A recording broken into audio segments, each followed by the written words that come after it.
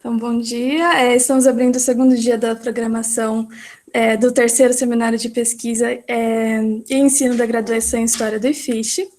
E hoje a gente tem a nossa primeira oficina com a professora Silvia Lara, ministrada pela professora Silvia Lara. Então, Silvia Ronald Lara é professora livre-docente desde 2004 e titular desde 2009 do Departamento de História, da nossa universidade, Universidade Estadual de Campinas.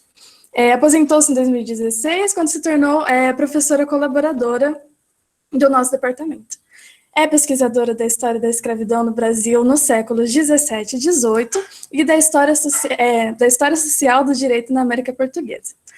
Publicou, entre os livros que publicou, publicou Campos da Violência, Escravos e Senhores na Capitania do Rio de Janeiro, de 1750 a 1808, publicou esse livro em 88, e Fragmentos Setecentistas, Escravidão, Cultura e Poder, em 2007.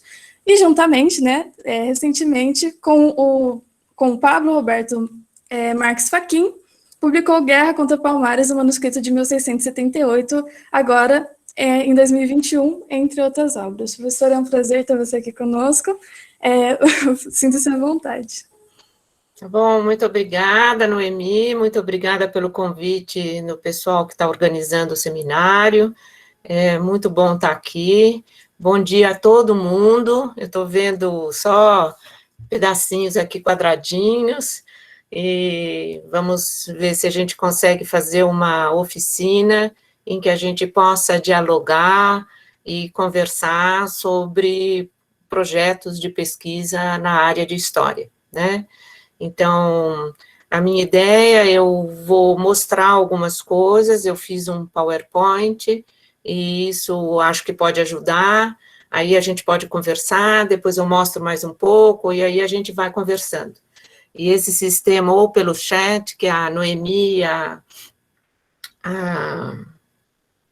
Flávia, né? A Flávia me ajudam, ou então levantando a mãozinha e a gente dá um jeito aqui de poder conversar mesmo. Vamos ver se a gente... Eu não tenho muita prática com essas coisas informatizadas e virtuais, mas a gente vai se organizando, vai se ajudando. Então, eu vou começar compartilhando a minha tela com vocês, e... Não, isso aqui não é aqui. Tá vendo? Eu vou compartilhar a tela inteira para que a gente possa começar a conversar sobre projeto, né, na área da história. E acho que a primeira coisa que é importante dizer é que o projeto não é a primeira coisa que a gente faz quando quer fazer uma pesquisa na área da história, né? Em geral, a gente começa tendo uma ideia sobre um tema, um assunto que atrai mais, ou uma periodização que atrai mais, uma região do planeta, enfim. E isso eu estou enunciando aqui, que essa é a primeira aproximação, quando a gente tem uma aula, faz um curso, se interessa por um assunto, sobre uma área da história, ou quer estudar política, mais história social, mais questões culturais, mas o que na história cultural? Pode ser uma série de coisas. E aí o primeiro passo é a gente fazer uma série de leituras do que se tem a respeito daquele assunto, daquele tema, quais são os debates, quais são as fontes que estão sendo usadas, onde que aquele tema é estudado, quais são os períodos mais abordados. Então, tanto isso que a gente chama de historiografia, né, da produção, às vezes não é só na área da história, a gente tem que ler isso que um colega meu, brincando, dizia das ciências auxiliares da história, né, sociologia, política, antropologia, linguística, a teoria literária, enfim, dependendo do ramo, a história da arte, enfim, você pode ler uma série, um campo que você vai formando, o que um historiador inglês chamou uma vez, do patamar mínimo sobre aquele tema, quer dizer, o que já se produziu, o que já se falou, né, quais são as principais interpretações, os debates a respeito daquele tema de interesse. E quais as fontes que são as mais usadas, onde que elas estão, que tipo de arquivo. Então, é ler os textos e também as notas de rodapé, que indicam outros artigos, outros livros, os debates, onde eles estão, e as fontes que estão sendo usadas para tratar daquele assunto. Mas isso não resolve o assunto. Quer dizer, a questão fundamental na nossa área hoje é ter um problema, ter um conjunto de questões articuladas que são elaboradas no diálogo com a historiografia. Então, um problema é fundamental. A gente não quer conhecer o passado. Isso é o que faziam os historiadores do século XIX. Hoje em dia, não. Nós queremos discutir interpretações do que aconteceu no passado. E, para isso, a gente precisa lidar com o que foi produzido pelos historiadores a respeito desse passado. Então, é sempre um movimento de diálogo, formular um problema que vai ser respondido através da pesquisa, né? E, para isso, a gente tem que lidar com referências teóricas, com referências conceituais. Então, se eu quero lidar com o século XIX, o conceito de cidadania, por exemplo, eu tenho que saber quais foram as formulações, as definições que esse conceito já recebeu, que tipo de debate existe sobre esse conceito. Se eu quero lidar com escravidão e um mundo colonial, como é que esse encontro entre culturas diferentes numa situação de desigualdade extrema, como o colonialismo, como é que ele já foi debatido pelos historiadores, quais são os conceitos que são usados, eu vou usar hibridez, eu vou usar sincretismo, vou usar criolização, enfim, todos esses conceitos têm uma história também, né? Se o termo, por exemplo, pré-colonial se aplica para a história da África, mas não se aplica para a história da América Portuguesa. Então, o que significa isso? O que quer dizer esse termo em termos cronológicos, né? E quais são os procedimentos de análise? Então, são fases iniciais de aproximação de um tema e de um problema, para que a gente possa ter condições de pensar num projeto de pesquisa. O projeto, então, ele ajuda quem está querendo fazer uma pesquisa a formular de uma forma organizada todas e sistematizar essas leituras iniciais e propor um programa de trabalho. É esse o objetivo de um projeto de pesquisa, né? Então, ele tem uma série de características textuais, porque ele serve não só para isso, mas para divulgar entre os profissionais quem está pesquisando o quê. E serve também para pedir financiamento. Então, ele tem uma série de características de formulação que são comuns entre... que são conhecidas na área, e é mais ou menos uma formatação geral. Um projeto de pesquisa, ele tem mais ou menos as mesmas elementos em todas as áreas, na história, na sociologia, não só nas humanas, mas também nas exatas, nas biológicas, chamadas exatas, chamadas biológicas, e assim por diante. Então, eu vou agora... vamos visitar diferentes sites, eu escolhi aqui de editais do PIBIC, que é para graduação, da pós-graduação aqui nossa do IFCH, e da FAPESP, para a gente ver como é que essas agências, né, o CNPq, ou uma instituição como o programa de pós-graduação da Unicamp, ou a FAPESP, definem o projeto e esses elementos e essas características.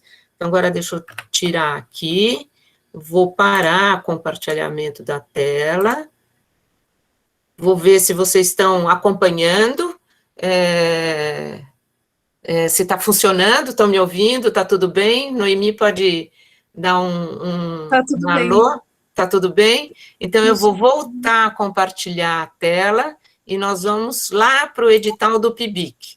E aí eu vou parar, depois eu mostrar os 3 editais, aí a gente pode conversar um pouquinho e ver se tem dúvida ou não. Então, compartilhando a tela de novo. Aí, vamos ver se dá certo. Deu certo agora? Deu certo. Então, ótimo. Silvia, se você quiser dar um zoom, deixar em 100%, talvez facilite para quem está no celular. Aí. Deu? Obrigada. Deu certo, obrigada. 100%. Até maior, se não tiver problema. Porque... Não, para mim não. Aqui é o máximo da tela. Obrigada. 150%. Então, esse é o edital do PIBIC, agora, de 2021, né? Então, ele vai lá descrever o programa, nada disso nos interessa agora. Na página 3, vocês vão encontrar uma descrição, porque eles pedem, tá vendo? O projeto, né? Então, entre os requisitos, tá vendo? Da inscrição, né? Tem lá que preencher um formulário, fazer isso, aquilo, escolher, tarará, pedem um projeto. É esse item aqui que nos interessa direitinho, agora, nesse momento, né? Então, eles dizem lá, no caso do PIBIC, vejam que é um texto curtinho, no máximo 8 páginas, né? E o que ele tem? Ele diz, é livre, porém, deve conter os seguintes itens. Então, não é tão livre assim, ó. Resumo, introdução, objetivos, métodos, cronograma de atividades, referências bibliográficas, né?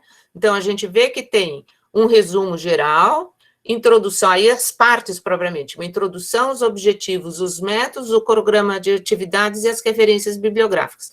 Isso é um PIBIC que serve para toda a universidade, é um formato geral. Vamos ver um edital na pós-graduação, né? É a mesma coisa. O edital, aqui eu peguei o mestrado, mas é a mesma coisa. A gente tem aqui um edital de inscrição para seleção do mestrado e do doutorado, né? E eles têm requisitos para o ingresso, formulário de inscrição, o currículo Lattes, projeto de pesquisa, né? Olha lá. Então, é um arquivo único, aqui já é maior, 15 a 20 páginas, com a bibliografia, né? Dão aqui as especificações, tem que ter autor, título, linha de pesquisa, área de concentração. Ó, de novo, resumo, né? Uma apresentação do tema e da proposta de pesquisa, uma justificativa com base na análise da bibliografia fundamental, objetivos, metodologia e procedimentos de pesquisa, plano de trabalho e fontes de bibliografia. Então, fora autor, capa, essa coisa do resumo, é a mesma coisa. A apresentação, uma discussão com a bibliografia sobre o tema, objetivos, metodologia ou procedimentos de pesquisa, plano de trabalho ou cronograma, fontes e bibliografia. É mais ou menos o mesmo formato. FAPESP. Eles têm um arquivo específico, né? Então, a mesma, tá vendo? Projeto de maneira clara e resumida, 20 páginas. Então, já é um pouquinho em espaço duplo, etc. Né? Tem lá o resumo. Introdução e justificativa, com síntese da bibliografia fundamental. Já juntaram aqui as duas coisas, né? Aqueles dois, porque tinha assim, uma apresentação, depois do resumo, depois o diálogo com a bibliografia. Objetivos, plano de trabalho e cronograma de execução, né? Material e métodos, né? Que funciona como procedimentos de pesquisa e tudo isso, forma de análise dos resultados.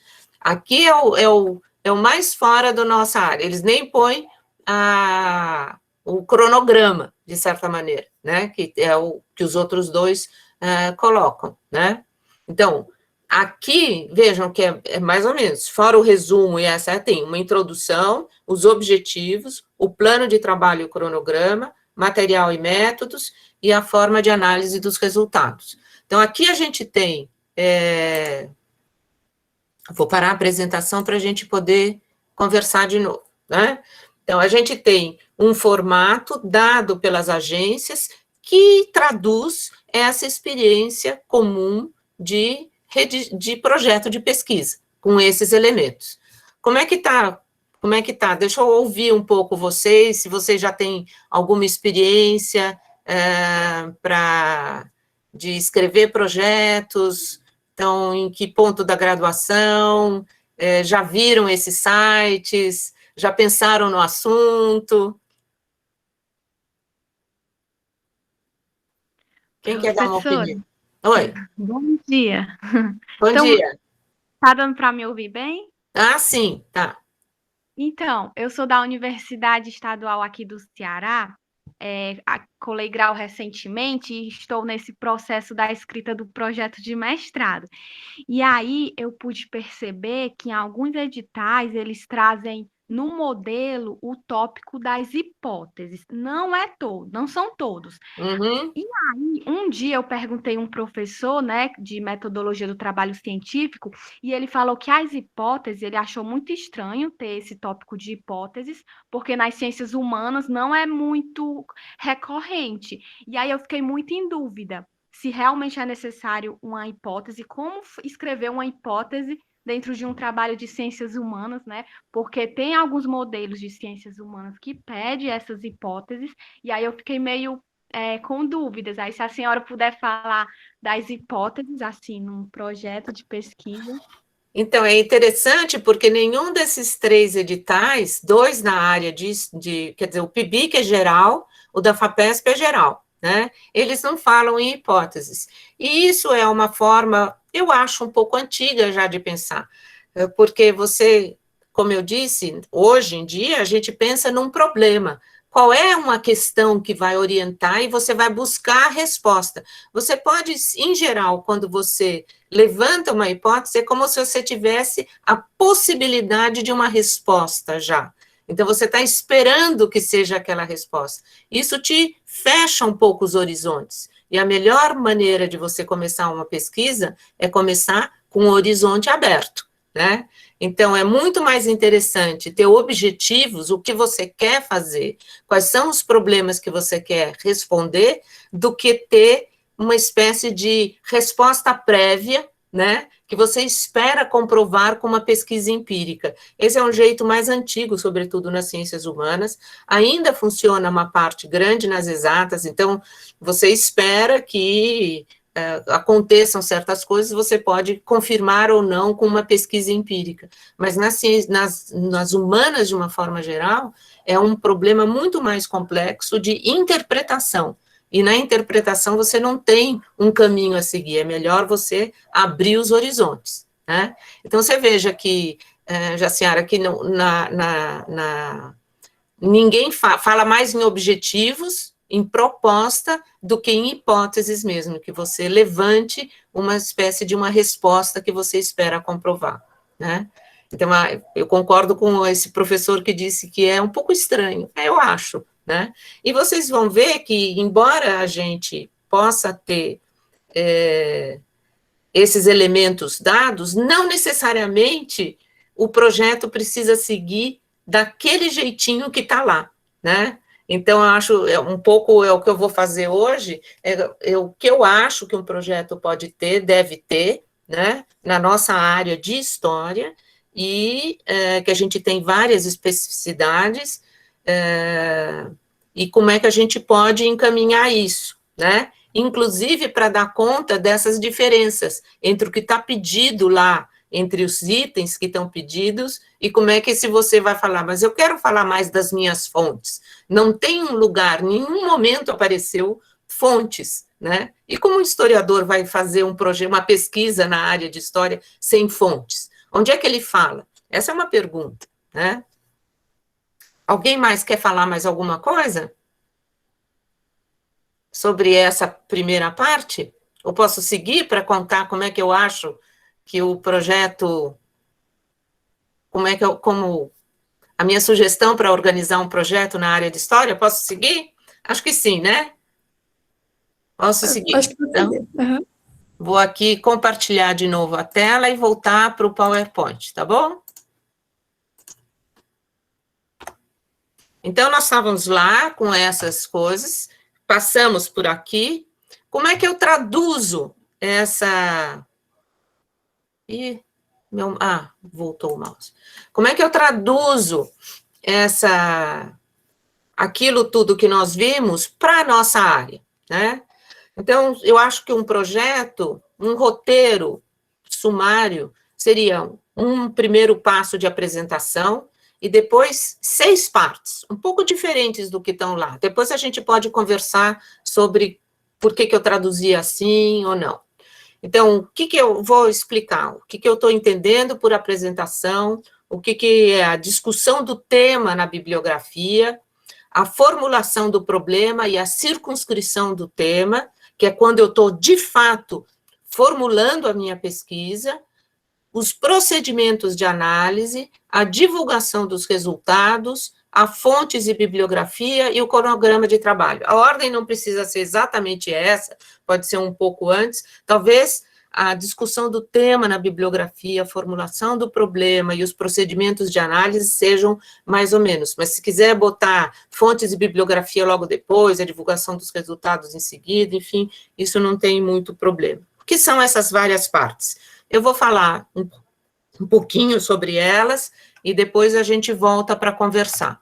Então, o que é a apresentação? A apresentação é exatamente isso, é um texto super curto, 1 parágrafo, 2 parágrafos, no máximo 1 página, bem objetivo, em que você diga qual é o seu tema. Eu quero estudar escravidão, eu quero estudar movimentos republicanos, antes da proclamação da República no Brasil. Vou dar mais exemplos de Brasil, que é mais fácil, né? Mas não qualquer tema, né? Ou eu quero estudar as reivindicações populares, as revoltas populares na segunda metade do século XIX, qual é o tema, e o que você quer estudar em relação a isso. É um pouco que você possa apresentar, né? Olha, esse aqui é um projeto sobre tal assunto, e o objetivo mais geral da minha proposta de pesquisa é verificar a ação dos populares, ou entender a ação dos libertos na busca pela alforria. Esse é um tema importante, é alguma coisa muito breve que possa atrair, situar quem vai ler o seu projeto, para saber qual é o seu tema, que tempo e espaço, que proposta de trabalho você tem, e um pouco a relevância do seu trabalho na área escolhida. É aqui, no final, que você pode também apresentar e dizer, o projeto está estruturado em 6 itens, e eu vou tratar assim, cumprindo com tais e tais itens, os requisitos que estão no edital X para qual eu estou concorrendo, de maneira a explicar que quem está lendo possa dizer se tem hipóteses, as hipóteses estão descritas na parte dos objetivos, por exemplo, né, que eu possa esclarecer, dar um pouco o mapa do meu texto, como é que ele está estruturado e a função. Muito curto, muito objetivo, né, porque aqui é que interessa. Quais são os principais argumentos? Se eu quero estudar escravidão, eu posso dizer, eu quero estudar o tráfico de escravos. Na história da escravidão, o meu tema é o tráfico de escravos. Mas eu não quero estudar, durante muito tempo, a historiografia viu os números do tráfico. E eu não quero estudar isso. Eu quero estudar a experiência das pessoas que foram transportadas e entender como é que elas se comportaram no navio negreiro, o que isso representou na vida delas. E isso já tem gente que estudou, quem estudou isso, quem não estudou. Eu quero estudar, sei lá, movimentos, para pegar os exemplos que eu dei, né? Movimentos republicanos antes da proclamação, antes do 15 de novembro de 89. Então, que movimentos são? Mas isso foi feito muito pelo ponto de vista institucional, eu quero entender a participação popular nesses... Então, é isso que eu tenho. E aqui, sim, eu tenho que mostrar, não autor por fulano disse isso, Beltrano disse aquilo. Isso é a pior viagem, em termos de discutir o tema na bibliografia, elencar isso. É muito mais importante dizer, olha, sobre esse tema, a historiografia tem estas interpretações fundamentais, né? E a minha proposta de pesquisa se encaixa nesse debate. Ou, por exemplo, eu pretendo fazer uma análise de história social, porque ela tem e privilegiar a experiência dos sujeitos históricos, ao invés de fazer uma abordagem de história das ideias, por exemplo, ou de história cultural. Eu quero usar a iconografia, que foi pouquíssimo explorada, é essa a intenção disso. Então, eu tenho que mostrar a importância da formulação do meu problema nesse diálogo com a historiografia e qual é a contribuição que eu vou tentar trazer, né, para esses debates. Então, se eu enfileirar só uma série de autores, um atrás da outra, e de obras, eu posso dizer que eu li essas obras e que eu sei o que elas tratam, mas eu não sei encaixar o meu projeto no panorama dos debates historiográficos, às vezes da história da sociologia, da história da arte, dependendo do tema que eu escolhi, da abordagem que eu escolhi. Então, a função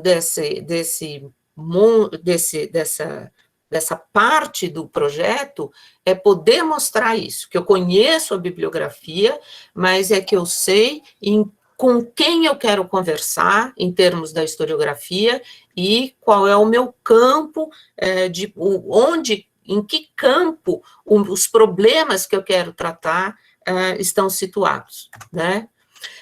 Isso, de certa maneira, precede que eu possa trazer isso de uma forma bem circunscrita para dizer, olha, o que eu quero é assim, é o tráfico, mas essa abordagem de ver questões, a presença e fazer com que os escravizados traficados, que são levados forçadamente pelo Atlântico, eles possam aparecer na história do tráfico, essa é uma coisa que foi tratado por algumas pessoas, muito pouca coisa foi feita em termos do Brasil, e eu vou fazer uma análise agora usando certas viagens ou os navios que chegaram num determinado período e assim por diante. É isso que aqui é que eu vou tornar concreto o problema histórico, vou formular os objetivos que eu tenho ao fazer a pesquisa,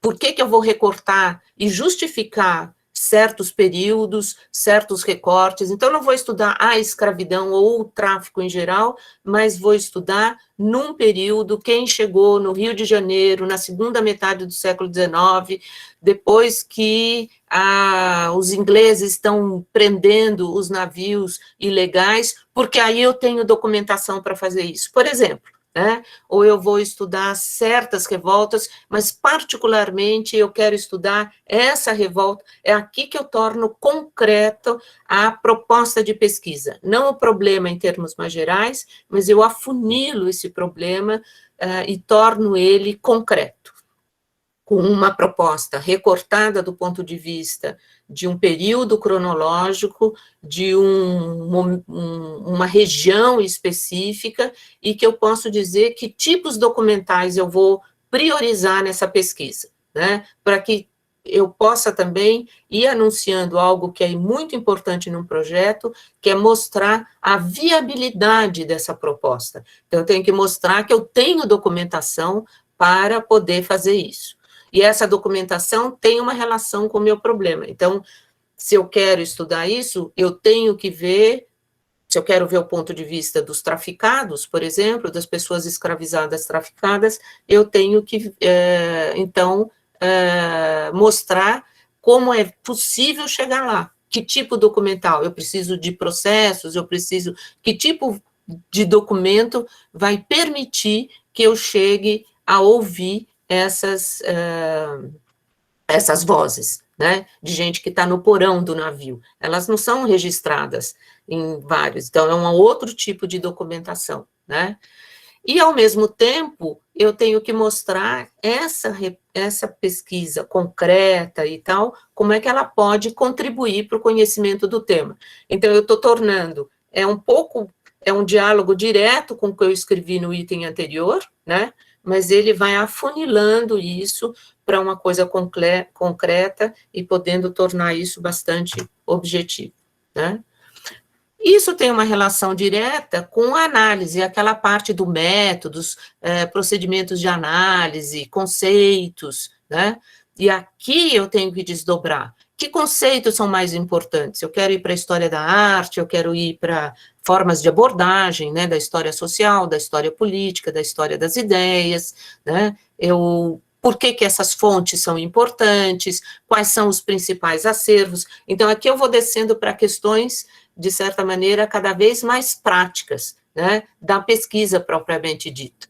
Então, eu posso ter, agora em épocas de pandemia, muitas vezes, os projetos até é uma parte importante. É possível fazer isso sem os arquivos estarem abertos? Eu espero que essa pandemia passe logo e que eles reabram todos, mas essa é uma parte. Eu tenho acervos que estão disponíveis na internet, como é que eu vou fazer a pesquisa? Como é que eu estou pensando em organizar isso, né? E as questões. Então, aqui eu vou tratar de como é que eu vou proceder à análise dos documentos? Quais são eles? Quais são os conceitos que eu vou operar? Por que isso? Eu vou fazer uma análise quantitativa, qualitativa, eu vou misturar as duas, e algumas estratégias, às vezes específicas. Não tem certos documentos, como é que eu vou recorrer para suprir lacunas, ou tem alguns que eu não sei se eu vou achar ou não, né? Como é que eu junto literatura e história, iconografia e história, enfim, né? Porque história, em geral, trabalho mais fontes textuais. Esses são, então, essa parte prática do como é que eu vou fazer para analisar essa documentação. E como é que essa análise feita dessa forma pode trazer respostas para as perguntas que eu coloquei lá no item 1 e 2, né? Isso aqui é pouco usado, mas quando se tem projetos mais complexos, né, é uma parte importante. Não é só em termos de objetivos, né? Eu até acho que de certa maneira, nos itens anteriores, eu estou descrevendo os objetivos mais amplos da pesquisa. Não necessariamente eu preciso enunciar um item que seja objetivos gerais, objetivos específicos. Eu não gosto muito de fazer isso, né? Eu prefiro fazer isso nesses itens anteriores, sobretudo aqui, né? Vocês vejam que eu coloquei aqui, ó, formulando, não sei se vocês veem o mouse, mas na segunda linha, formulação dos objetivos da proposta, né? E relacionado aos problemas, eu acho mais funcional, assim, mas às vezes as pessoas gostam, aí pode abrir uma parte, um item, que seria, então, o 3, que são os objetivos, aí esse procedimentos vira o 4, e assim por diante. Mas eu acho importante também que seja pensado isso. Um projeto de pesquisa no PIBIC é para fazer o quê? É para escrever uma monografia? É só para fazer um passo inicial para estruturar um projeto de mestrado mais adiante? Vai fazer apresentações em reuniões? Esses textos e essas apresentações são só para divulgar o resultado, para testar partes da pesquisa, resultados parciais? Eu acho que vale a pena pensar nisso. Vai ser só texto escrito? Hoje em dia a gente tem tantas outras formas de comunicação. Quero fazer trabalhos, ensaios de ensino, talvez num PIB que seja ainda algo muito inicial, mas nos projetos de mestrado, de doutorado, talvez alguma coisa que possa pensar em algum momento da pesquisa a produção de materiais didáticos. Eu acho que vale a pena abrir aqui um espaço no projeto de como é que se pensa a divulgação dos resultados. Então, um projeto, assim, um projeto de mestrado é para fazer a tese, né, de mestrado, o doutorado para isso, o PIBIC nem sempre é monografia, mas eu acho que vale a pena pensar nisso, né. Com tudo isso, o projeto tem uma organização. E essa parte do cronograma, em geral, as pessoas põem uma tabelinha lá, divide por trimestre, por semestre, por mês, dependendo, e marca o X e tudo isso, achando que com isso se desvencilhou do cronograma e resolveu o assunto. Não é alguma coisa tão simples. Para quem olha um projeto de pesquisa, o cronograma de trabalho é alguma coisa importante. O que eu vou fazer primeiro? Qual a parte da historiografia, por onde eu vou começar? Eu vou a historiografia, as leituras da bibliografia, elas acompanham a pesquisa no arquivo, de que modo? Então, não basta dizer leituras da bibliografia, a pesquisa documental, redação de relatórios, e 3, 4 itens, eu acho que isso, mas por onde você começa a ler a bibliografia? Pelo menos alguns desdobramentos mostram que a intenção disso é mostrar a viabilidade da sua pesquisa no prazo. Um PIB que dura 1 ano, você está pensando em fazer toda a pesquisa num ano só, como é que você vai distribuir essas atividades? Um mestrado, a bolsa, se você está pedindo uma bolsa, dura tanto, 2 anos. Isso dá conta de você chegar até o final do seu resultado nesses 2 anos? Como é que você vai organizar o seu tempo? Vai fazer curso, não vai fazer curso? Então, acho que todas essas coisas têm que ser ditas no cronograma de trabalho. Tem 2 opções, a tal da tabela, que você põe lá e marca o X, ou você pode dizer, primeiro trimestre, eu vou fazer isso e descrever em 2, 3 linhas um pouco mais, né? E a última parte, que é importante, porque o tempo inteiro eu estou falando das fontes, desde o início, tal, é poder elencar as fontes. Aqui é uma parte mais curta, de arrolamento mesmo. As fontes têm um critério de apresentação, são as séries documentais que você pretende consultar, né, com as datas limites e por acervo. Então, as fontes arquivísticas, as fontes impressas, as fontes digitais, fontes iconográficas, e aí tem formas de organização disso que são importantes de serem seguidas. E depois, os livros e artigos citados no projeto, ou uma bibliografia preliminar, né, os principais guias que você vai, dependendo do tipo de material que você vai citar, você pode separar isso por categorias, a gente pode conversar um pouco sobre isso. Então, o que eu fiz, né, esse roteiro sumário é uma espécie de tradução desses roteiros que aparecem nesses editais e que servem para várias áreas, né, e que estão privilegiando aqui essa ideia de uma história que está assentada, né, na discussão de problemas, em que você joga esses problemas e essas questões para o passado, para responder por meio de uma pesquisa que se faz num diálogo com o conhecimento já produzido a respeito do tema, do lugar que você escolheu, das fontes para a sua pesquisa, para os conceitos que foram usados, então, arregimentando o conhecimento a respeito do passado, das fontes, das questões teóricas que estão envolvidas, para que você possa ter respostas. Então, respostas a essas questões, a esse problema. Então, é um diálogo com o passado, mediado por esse diálogo com a historiografia, com as fontes e tudo isso. Então, essa é a essência, eu acho, de um projeto na nossa área, e tudo se organiza em função disso, né? Então, é isso. Eu depois posso deixar aqui, eu vi que tem alguns erros de digitação, mas eu posso depois disponibilizar para vocês o PowerPoint, e tem aqui umas sugestões de pesquisa de textos que eu acho que são interessantes. Então, alguns com um pouquinho, ligeiras diferenças. Eu gosto muito desse livro do Humberto Eco, ele tem muito bom humor, é uma coisa, e lá pelas tantas ele fala do projeto e tudo isso. O texto da Célia Azevedo também, que é uma professora, colega bem antiga, ela já publicou 2 vezes, e esse livrinho, que é um livrinho também antigo, mas que eu acho muito simpático sobre a pesquisa na área de história, e que também tem umas passagens sobre o projeto propriamente dito e o lugar que ele ocupa na pesquisa na área de história, tá bom?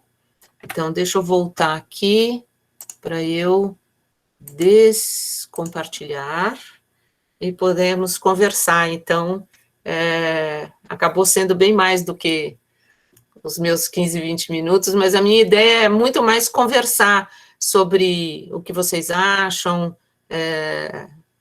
e esclarecer dúvidas, enfim. Essa é a função de uma oficina, né? Vamos começar com a Gabriele, que já levantou. Se você puder abrir um pouquinho a câmera, depois fecha, né? Tá bom, professora, peraí. Já que eu abro a câmera, então. É. Mas eu queria fazer uma pergunta em relação ao cronograma de trabalho.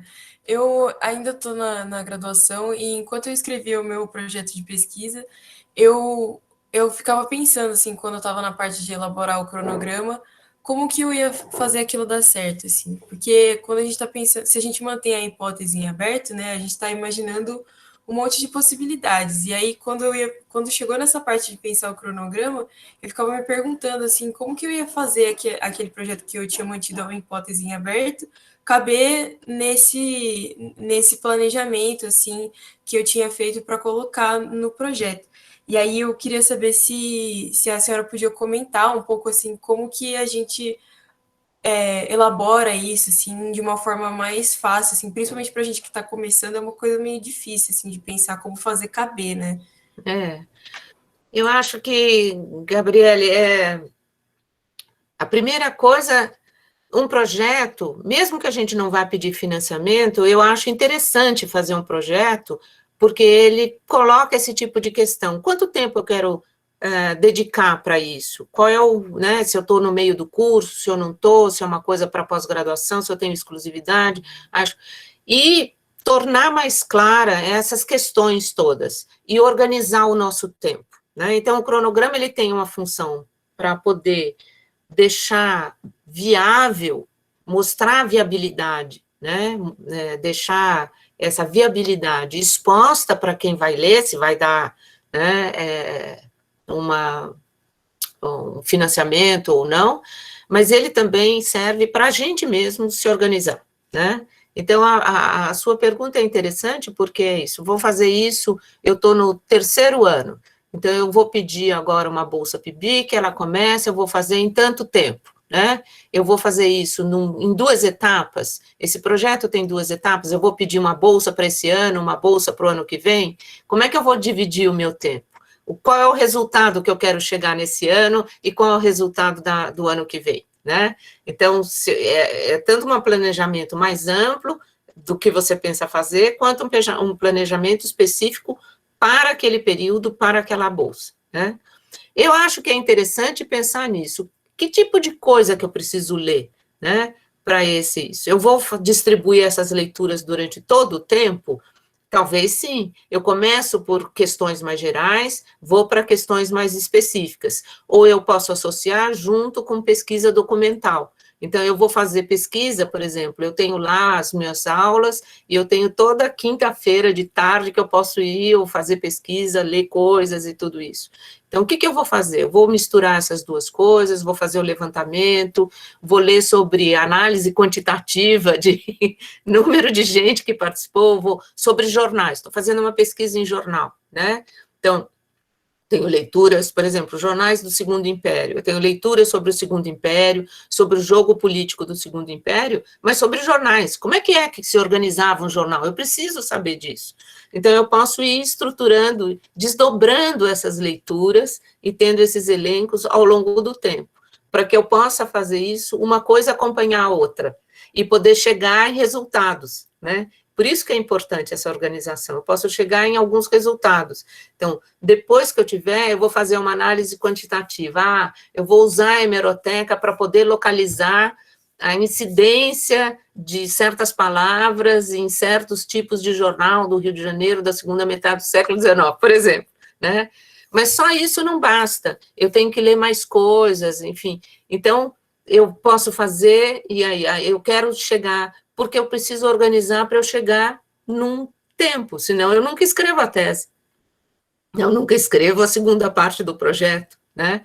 E é essa parte que é muito importante de pensar, né? Não sei se responde. Responde sim, professora. Obrigada.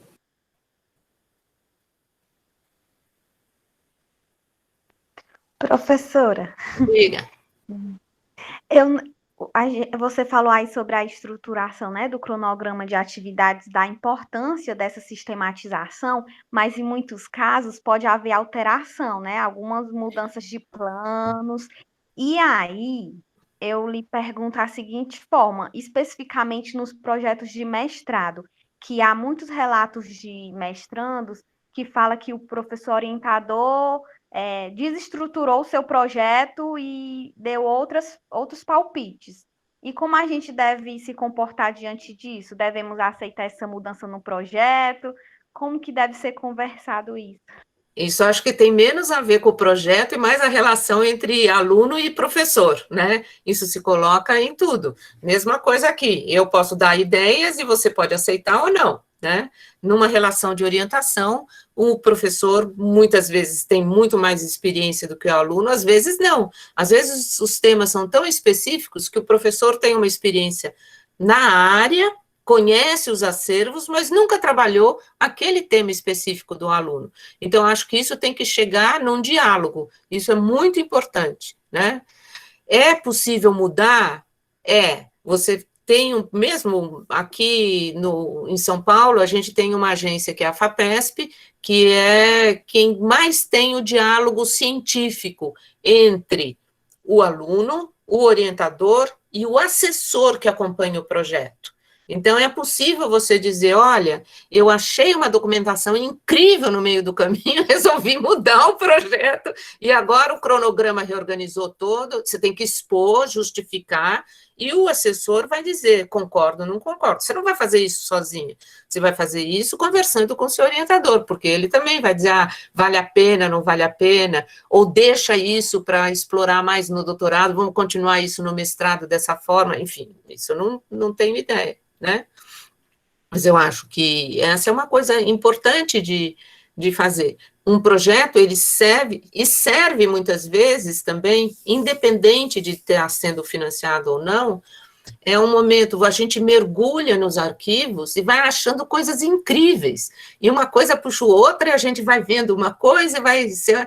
E aí você tem várias coisas, mas será que tudo isso serve para a minha pesquisa? Serve para a pergunta, para responder a pergunta que orienta o meu projeto? Então, muitas vezes, reler o projeto no meio da atividade de pesquisa é uma coisa muito legal. Para dizer, olha, eu estava pensando desse jeito há 6 meses atrás, né? Então, como é que eu posso continuar agora? Eu vou continuar nessa direção, eu vou reformular, eu estou fazendo uma pesquisa numa coisa que está demorando muito e eu não estou achando tantas respostas. Vale a pena eu continuar aqui ou vale a pena eu retomar e ensaiar num outro conjunto de fontes e tal? Essas conversas, em geral, a gente faz com o orientador, mas eu acho que ela é importante para reavaliar. Então, o projeto é uma âncora também.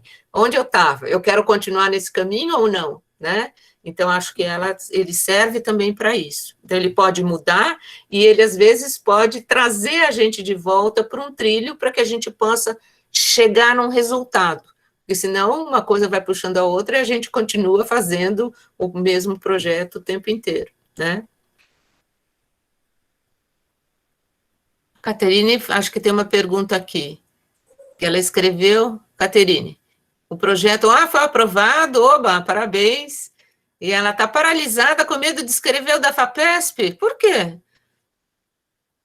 É maior, né? Professora, eu tô com uma cara de sono, assim, depois de hora. Então vai ficar escondida. Por isso até a voz, tá? Mas o meu medo, assim, é um projeto que já tem cara de ser mais exigente, né? Por ser 20 páginas e o do PIBIC é 8, e tem mais itens, e a FAPESP, ela tem uma página no site dela inteirinho para isso, e o PIBIC era bem livre, eu fiquei até perdida para escrever. E agora que foi aprovado, parece, tá tudo bem se não der certo, mas eu queria muito tentar a FAPESP, até porque Olha, Caterine, sabe que eu já estou te interrompendo porque eu acho o seguinte, relaxa, entendeu? Você tem um projeto, fez uma parte das coisas, tem um PIBIC, é um projeto, e isso eu tive muitos alunos que começaram e fizeram um ano de PIBIC, e durante esse ano fizeram e aprofundaram a pesquisa, essas partes preliminares de leitura mais aprofundada da bibliografia, um maior contato com as fontes e tudo isso, e foram escrevendo e aprimorando o projeto para a FAPESP. Então, tiveram, às vezes, até coincide um ano de PIBIC e depois um ano de FAPESP, um ano e meio de FAPESP. Eu não sei agora os tempos que a FAPESP, com os orçamentos cada vez mais reduzidos, às vezes descontam alguma coisa. Por exemplo, se você teve uma bolsa de treinamento técnico, desconta no tempo do mestrado, tem lá umas regras novas que eu não sei. Mas, em geral, porque a FAPESP é o que eles chamam fluxo contínuo, não tem um edital. Então, quando você tiver um projeto maduro, que esteja bom, que você considere bom, aí você põe na FAPESP, né? E pode fazer isso, usar a bolsa do PIBIC para fazer um aprofundamento e escrever com mais calma o da FAPESP. Então, acho, se você tende para passar com essa dificuldade que você está falando de estar paralisada, dá um tempo, vai fazer a pesquisa te ajuda a fazer o projeto para a FAPESP, ajuda a tornar o mais complexo a sua relação com o seu tema, com a sua proposta de pesquisa. Assim como um PIBIC ou uma FAPESP, uma iniciação científica na FAPESP, ajuda a fazer um projeto de mestrado mais complexo, mais elaborado e tudo isso. Essas coisas têm que ter tempo para fazer. Não é assim, a toque de caixa. Não acho que seja bom, não. Hoje todo mundo quer fazer rápido e ter um monte de apresentação em congresso. Relaxa. Slow science, entendeu? É preciso dar tempo de reflexão, de ler as coisas, de pensar, de escrever com calma.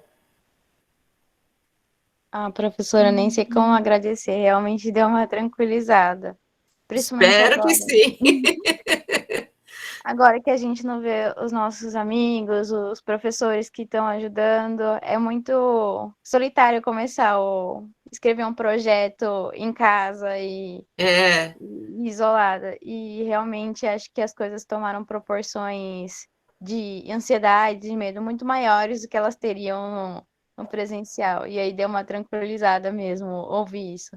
E eu acho que, às vezes, uma coisa... Eu fazia isso lá quando eu estava quando eu entrei na pós-graduação,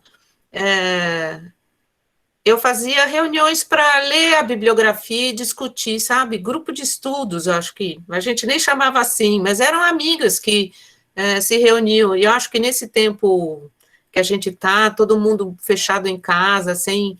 Porque muitas vezes essas coisas também acontecem, no corredor, no cafezinho, na mesa de bar, entendeu?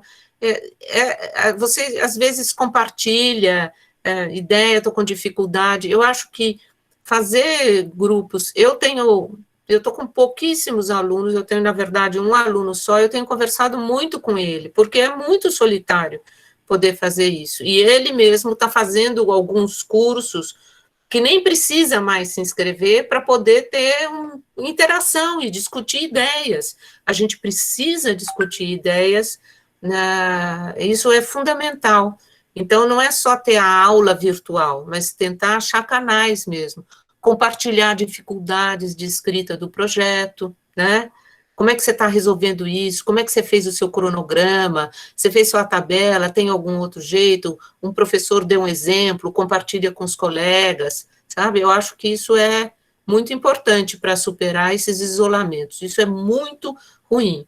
Eu acho que a gente, se as variantes se acalmarem, né? Se essa delta não vier encher a paciência da gente e reverter a história, acho que a gente tem uma condição, tem uma luzinha acendendo no final do túnel para voltar com com as interações, né, que são importantes na vida acadêmica, né? Aquela conversa na porta da biblioteca, sabe? Ali, agora já não tem mais a cantina, estava fechada durante muito tempo, mas ali era um espaço fundamental de troca de ideias. Eu acredito que a Flávia queira fazer uma pergunta também. Sim, eu queria fazer uma pergunta. Vai lá, Flávia. Então, assim, eu fico pensando assim, como encontrar um equilíbrio na escrita do projeto entre falar com uma certa especificidade, né, do seu objeto de pesquisa, mas também a preocupação que a gente tem de mostrar as leituras que a gente já fez, sabe? Tipo, como encontrar esse equilíbrio para não escrever assim um monte de páginas só para mostrar que tem a erudição necessária, entendeu? Mas ao mesmo tempo, a pessoa que vai ler o projeto precisa saber disso. Uhum. Então, eu acho que a primeira coisa, eu acho que é importante, assim, um projeto não é um texto que se abre para questões literárias, entendeu? A gente, às vezes, quer começar, eu vou contar um caso, nessa coisa, 8 páginas, 20 páginas, você pode fazer 21, 22, 25, 27, já não, entendeu? É uma coisa complicada. Então, você tem que ser, é um texto objetivo, é um texto formal, né?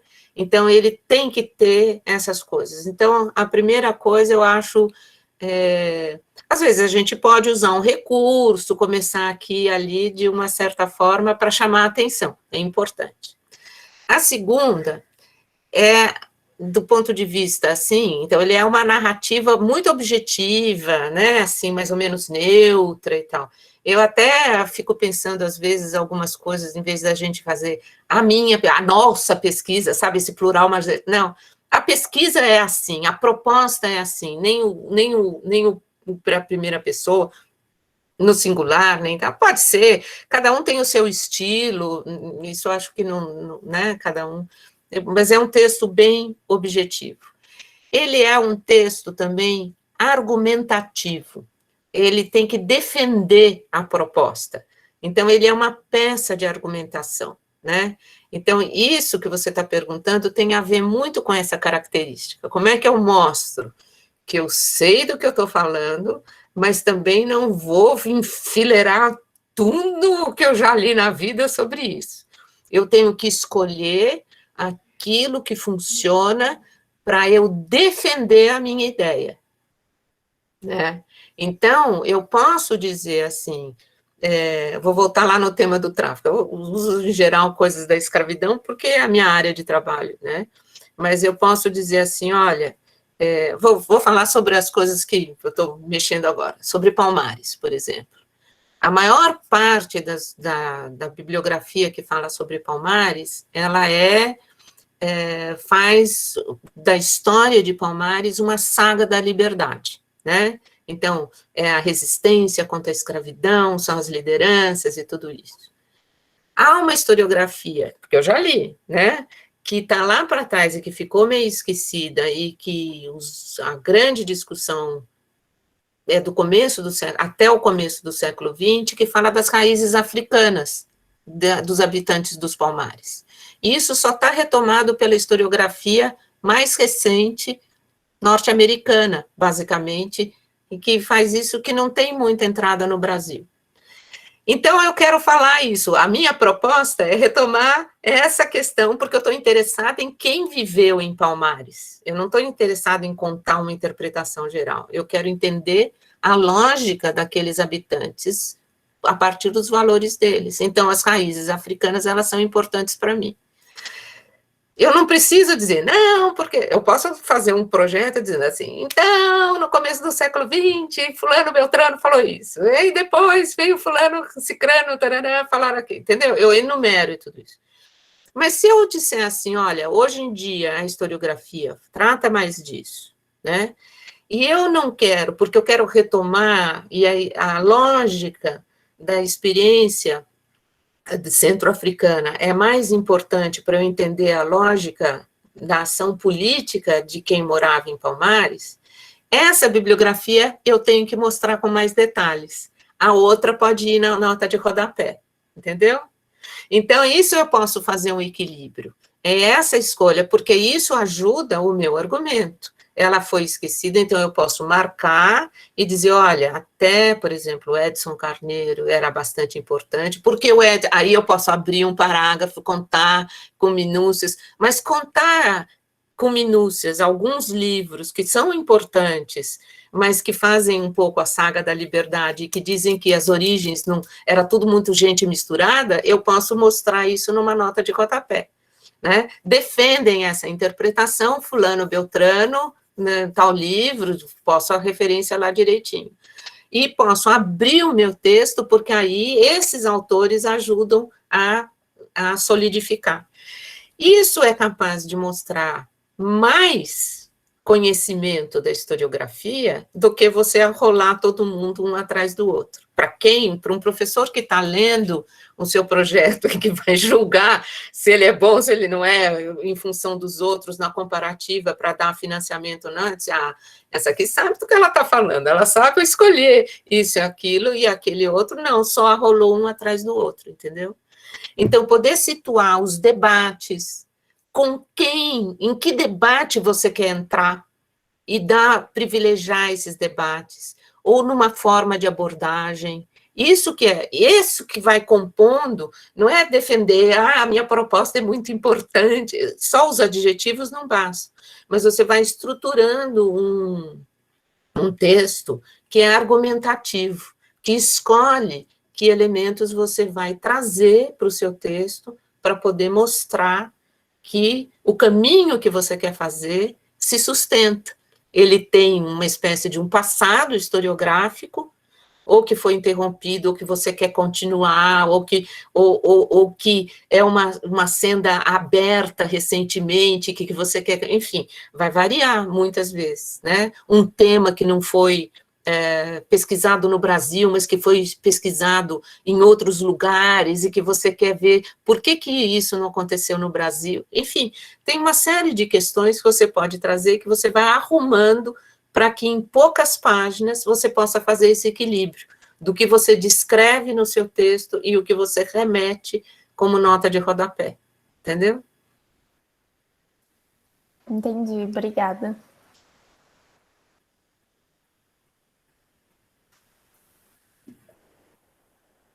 O que mais? Mais alguém? A Nina, no chat. Nina, uma pergunta. Estou fazendo um projeto de mestrado, tenho um pouco de receio, porque o artista que eu pretendo estudar tem poucas fontes escritas, com as quais eu já trabalhei na iniciação científica. Você acha que um projeto de mestrado pode ter fôlego, mesmo tendo certa restrição quanto à quantidade de fontes? Depende. Tudo depende do que você quer fazer, Nina. Tem gente... vai sair um livro meu agora, que eu brinco o tempo inteiro com o livro, porque eu tenho 4 documentos que eu achei que nunca ninguém tinha... as pessoas já tinham lido, mas não tinham citado muito, e outras 3 cartas, né? E eu digo que todo livro que tem 450 páginas é um exercício de análise de 4 documentos, como é um exercício de análise da história de Palmares, do colonialismo, do domínio colonial, do domínio senhorial sobre os escravizados e tudo isso. Então, eu acho que o número de documentos não importa, né? Importa o que você quer fazer com eles. E o que você quer tirar desses documentos, ou desse documento, né? O Ginsburg escreveu um livro incrível sobre uma pintura do Piero della Francesca, né? É um negócio incrível aquele, indagações sobre Piero, né? Eu acho que, então, acho que essa é uma questão importante. Então, o número de fontes, a quantidade de fontes, ela não determina. Muitas fontes são tão complicadas de tratar quanto poucas fontes. Você precisa de muitas fontes para análises quantitativas. Não adianta querer fazer estatística com 10 exemplos.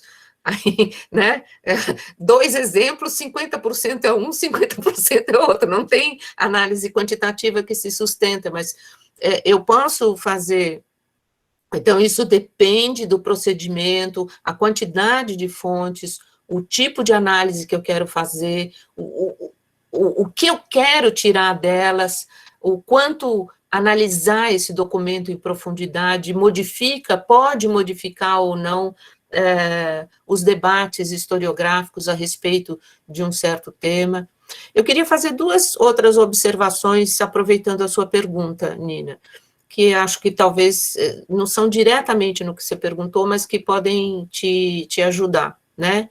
Uma é sobre a relação entre iniciação científica e projeto de mestrado, e depois isso serve também de mestrado para doutorado, né? Mas eu acho que muitas vezes é como se a iniciação científica volta no mesmo tema, do mesmo jeito, só ajeita um pouquinho a documentação, ajeita um pouquinho a periodização, ou amplia para, em vez de só ficar com Maranhão, foi em Maranhão, Ceará, e ainda o Rio de Janeiro, enfim. Eu acho que, vejam, a questão central de um projeto é o problema que ele quer discutir. Então, é isso que tem que pensar, a relação entre o mestrado, você não vai fazer, o mestrado não é uma iniciação científica ampliada, né? Ela pode ser mais um espaço de aprofundamento da discussão de um problema histórico, e toda justificativa tem que vir a partir do problema que orienta a pesquisa do mestrado, né? Então, tem que ter muito clara essa relação para que uma coisa não seja só uma continuação da outra, né? Ou se ela for, tem que ser muito bem explicada por que ela é, por que a sua iniciação não deu conta. Isso tem a ver com aquilo que a gente também estava dizendo, qual é o resultado que você espera? Porque senão você não termina nunca. Então, acho importante essas fases para que você possa avaliar os resultados que você teve durante a pesquisa. Acho que essa é uma questão que aparece aqui, que pode ser que te ajude, né? Porque você diz, eu já trabalhei na iniciação, então por que você quer trabalhar de novo? O que ficou faltando? O que isso tem a ver com um problema novo ou mais complexo, que é o que orienta o seu mestrado? E a outra coisa é pensar uma coisa que é o artista que você quer estudar. Estudar o artista, ou estudar um quadro, ou tudo isso, não configura em si um problema de pesquisa, é aquela coisa do tema. Eu quero estudar um certo liberto, a vida de um liberto, a vida de um artista, o quadro que ele pintou, X ou Y, etc. Qual é o sentido de estudar isso? Para que você quer estudar isso? Essa é a pergunta importante. O que, em termos de conhecimento histórico, o que isso pode trazer para os debates que estão sendo feitos numa certa área de conhecimento, né? Então, acho que aqui tem 2 elementos que podem te ajudar também a fazer essa passagem entre a iniciação e o mestrado, o projeto de iniciação, o projeto do mestrado, e orientar a partir do problema, né? E não só do seu artista ou da quantidade de fontes que você tem.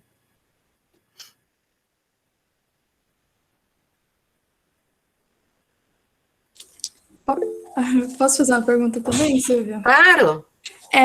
Bom, eu estou na graduação, estou indo para a minha segunda pesquisa, também foi aprovada ontem, e aí eu senti que na primeira eu tive uma dificuldade maior. Na verdade, eu estou dando prosseguimento a uma pesquisa que já tem 1 ano, então agora as coisas estão mais definidas, mas na primeira eu senti uma dificuldade maior para descrever quais eram as potencialidades da minha fonte, para ficar presa à minha proposta. Então, essa é uma curiosidade, né?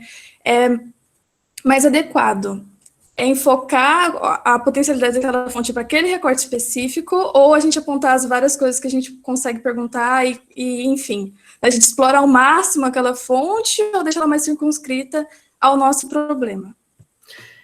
Acho que aí varia das escolhas que você está fazendo no projeto, no EMI, né?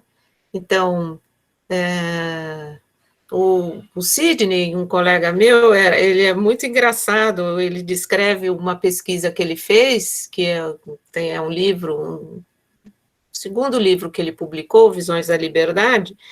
Ele diz, ele foi para o arquivo e começou a ler processo, leu as caixas, os processos que estavam nas caixas, não lembro agora se era pares ou ímpares, E aí ele foi lendo um atrás do outro, até que ele foi dizendo, olha, isso aqui, mas o que está acontecendo, né? Certas coisas e tal. Ele começou a partir da fonte, ele diz, olha, o processo eu consigo ver o cotidiano da escravidão, eu quero entender as relações entre senhores e escravos, eram processos de briga em torno de alforria, e ele, entendeu? O problema foi saindo dessa leitura das fontes. Então, ele precisou ler muita fonte, sem essa parte prévia. Depois ele fez o projeto, depois, né, e aí vai, aí a hora que você vai escrever a tese também, ela não repete o procedimento da pesquisa, aí você tem que estruturar de outra forma, é o texto, né, a ordem da narrativa da monografia, da dissertação, da tese, não é a descrição da pesquisa, né. Então, assim, o projeto, ele não repete essas partes que são prévias, como eu tinha dito, né? Então, acho que pode começar. Uma fonte tem muitas potencialidades. Às vezes, você pode dizer, nossa, essa é uma fonte que permitiria vários tipos de abordagem. Mas isso tem a ver um pouco com o que a Flávia, como é que eu equilibro isso? Eu também não posso parar o meu projeto e passar 2 páginas falando das várias possibilidades da pesquisa, que eu disperso, né? Então, eu posso dizer que aquela fonte tem várias possibilidades, poderia ser abordada assim, mas que para discutir o problema da minha pesquisa, eu posso abordar ela dessa e dessa forma. Então, em vez de gastar 2 páginas para das potencialidades, eu gasto 3 linhas. Se ela já foi uma fonte até usada por outros autores, eu posso dizer isso, né? Ou esse tema já foi tratado, eu ponho no nota de rodapé e volto para dizer por que eu acho importante eu privilegiar essa fonte, ou abordar essa fonte o que eu quero perguntar para essa fonte, né? E o que essas perguntas bem específicas, não a pergunta do problema, mas essas perguntas bem específicas que eu quero ver nessa fonte, como é que elas podem ajudar a fazer? E outras fontes semelhantes, né? A mesma coisa. Olha, do mesmo jeito que eu escolhi, sei lá, esse quadro, posso ter lá uma representação de uma certa personagem, ou das mulheres num certo momento do impressionismo, e tarará, por exemplo, eu posso dizer, olha, há exemplos de um tratamento que eu quero fazer,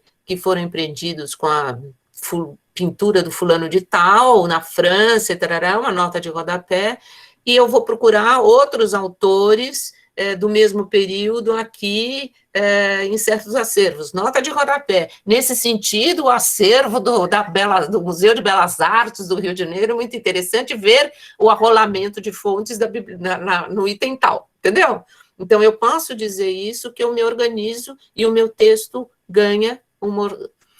Às vezes, uma coisa que acontece, a gente imagina que a redação sai de uma vez só, né? Cada um tem um jeito de escrever. Às vezes tem gente que pensa e escreve devagarzinho e o texto vai saindo mais pronto. Tem gente que escreve as 3 páginas, o potencial, e depois corta fora, e para resumir em 3. Tem que ver o que ajuda na escrita, como é que o texto vai fluindo. Um texto é resultado de um trabalho, né? Você não essa ideia de que, como inspiração, agora sim, e sai 20 páginas praticamente, não. Ela é um trabalho de escrita que demora, você recorta, enxuga, tem que elaborar um texto, né? Isso é muito importante, né? E aí é isso, né? Às vezes a gente precisa escrever para pôr no papel e dizer, olha, isso aqui está dispersando, não está ajudando eu a defender a minha proposta, um texto argumentativo, né? Nossa, muito obrigada, Sil. Ajudou muito.